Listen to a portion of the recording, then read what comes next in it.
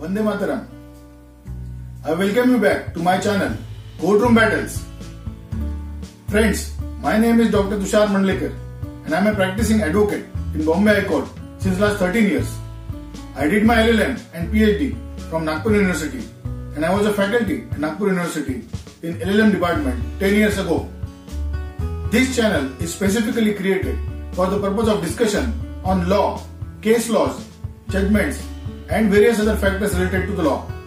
If you are a lawyer or if you are an aspiring lawyer or if you have interest in law, this is the channel, friends, where you can join me and enjoy this beautiful journey of evolution of law in India in last 70 years. Welcome back to my channel, Courtroom Battles.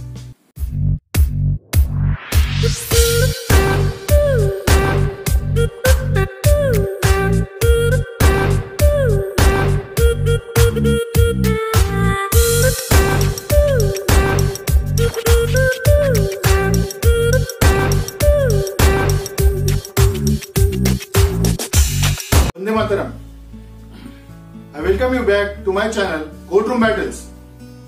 Dear friends, if you are a criminal lawyer or you wish to practice in criminal law, this is the most important video you must watch.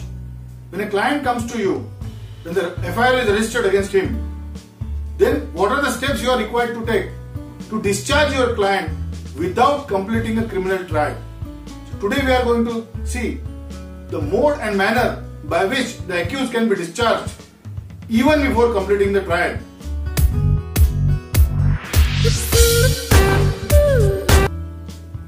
Dear friends, as you all know that there are two types of cases, summons trials and warrant trials.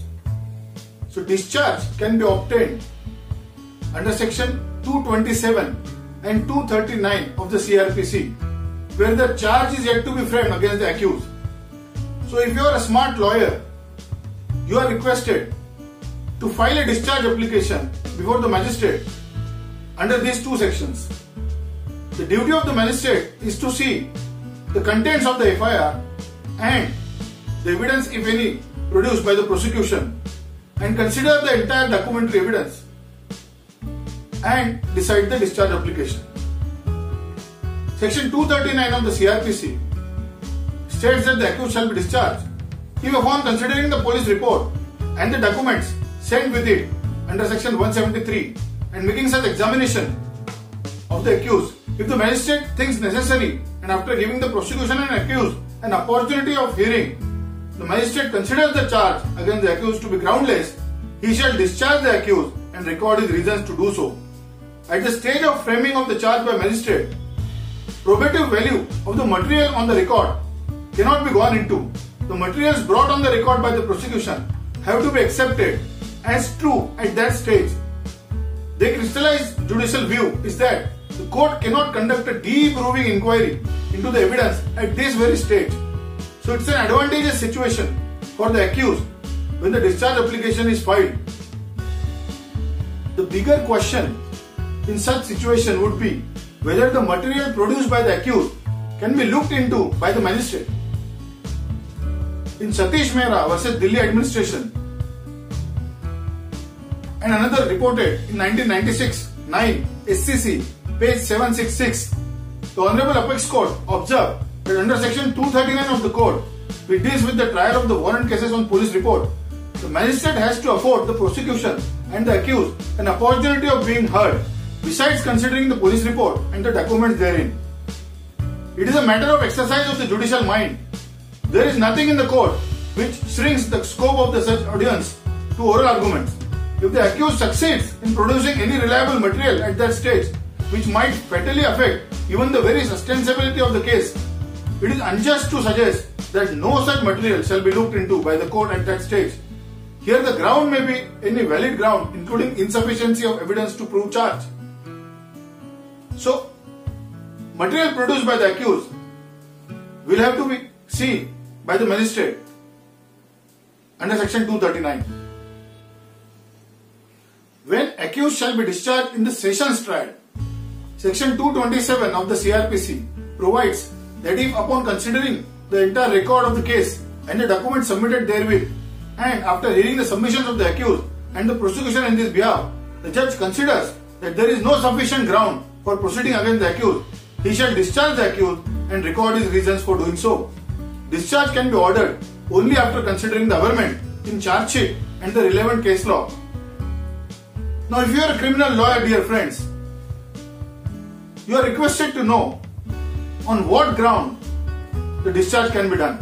The sessions judge is bound to discharge the accused in certain cases. Now, what are those cases? This video is absolutely important in such situation for a criminal lawyer when he can approach to the magistrate and get his client discharged. Now, these are the following cases in which magistrate is bound to discharge the accused under section 239 or 227 of the CRPC. 1. Where the evidence produced is not sufficient. 2. Where there is no legal ground for proceeding against the accused. 3. Where no sanction has been obtained. 4. Where the prosecution is clearly barred by the limitation. Or 5. Where he is precluded from proceeding because of a prior judgment of the High Court. If in these 5 cases you believe, dear friends, that your client fits the bill, you must make an application for discharge. In Union of India versus Praful Kumar Samal and another, 1979, 3 SCC 4, the Apex Court in paragraph number 7 has held that the words "not sufficient ground for proceeding against the accused" clearly show that the judge is not a mere post office to frame the charge at the behest of the prosecution, but the judge has to exercise his judicial mind to the facts of the case in order to determine whether a case for trial has been made out by the prosecution. In assessing this fact, it is not necessary for the court to enter into the pros and cons of the matter or into weighing and balancing of the evidence and the probabilities, which is really his function after the trial starts. At the stage of section 227, the judge has merely to shift the evidence in order to find out whether or not there is sufficient ground for the proceeding against the accused. The sufficiency of the ground would take within its fold the nature of the evidence recorded by the police or the documents produced before the court which expressly disclose that there are suspicious circumstances against the accused so as to frame the charge against him. A 3-judge bench of the Honorable Supreme Court of India in State of Orissa versus Devendra Nath Padi, 2005, 1 SCC 568, held that section 227 was incorporated in the code with a view to save the accused from prolonged harassment, which is a necessary consignment of a protected criminal trial. It is calculated to eliminate harassment to accused persons when the evidential materials gathered after the investigation fall short of minimum legal requirements. It is found and observed that the criminal trials in India take almost 10 years to finish up in the magistrate court. So the Supreme Court has come to the rescue of the accused and stated that in order to prevent the prolonged criminal trial, it is necessary for the accused to give him opportunity of his right to exercise under section 227 to get discharged from the trial itself. Dear friends, the magistrate has got the powers to discharge the accused under section 245(1) and 245(2) of the CRPC. This situation comes after the charge is framed. It is found and observed that the magistrate gets the entire charge sheet along with the evidence with him, and he has the powers to look into all those documents, look into the charges framed by the police, and also into the material evidence brought before him. So after framing of the charge also, a magistrate is empowered to discharge the accused under section 245(1) or 245(2). The magistrate has the power of discharging the accused at any previous stage of the case, that is even before such evidence is laid. However, for discharging an accused under section 245(2), the magistrate has to come to a finding that the charge is groundless. There is no question of any consideration of evidence at that stage because there is none. The magistrate can take this decision before the accused appears or is brought before the court or the evidence is laid under section 244 of the CRPC. The words appearing under section 245(2) of the CRPC at any time would help to the accused at this point of time. In Bhushan Kumar versus State of NCT, New Delhi, reported in 2012, 5 SCC 424, the Honorable Supreme Court has ruled out that the magistrate has the power to discharge an accused in summons case.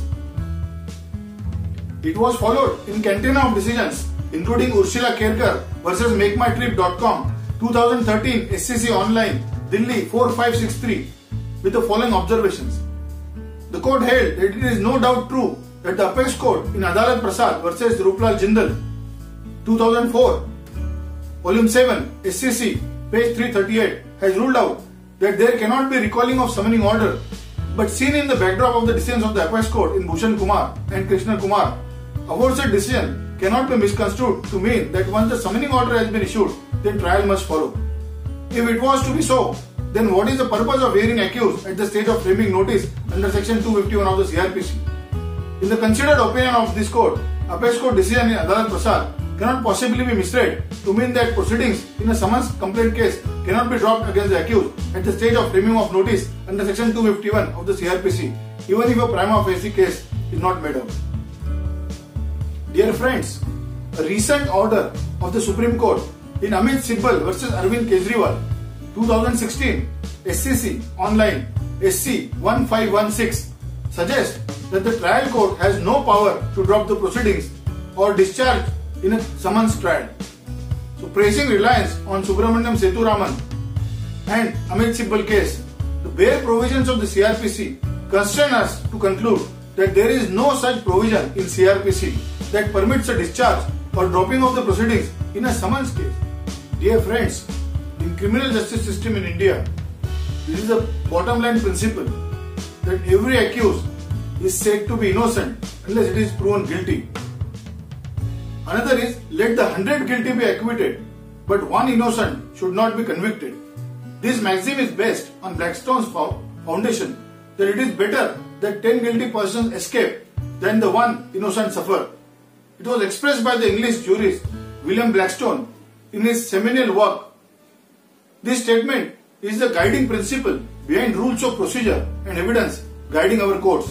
When any law relating to the procedure and the evidence requires interpretation, the interpretation given to such provision is usually in favor of the accused, upholding the presumption of the innocence.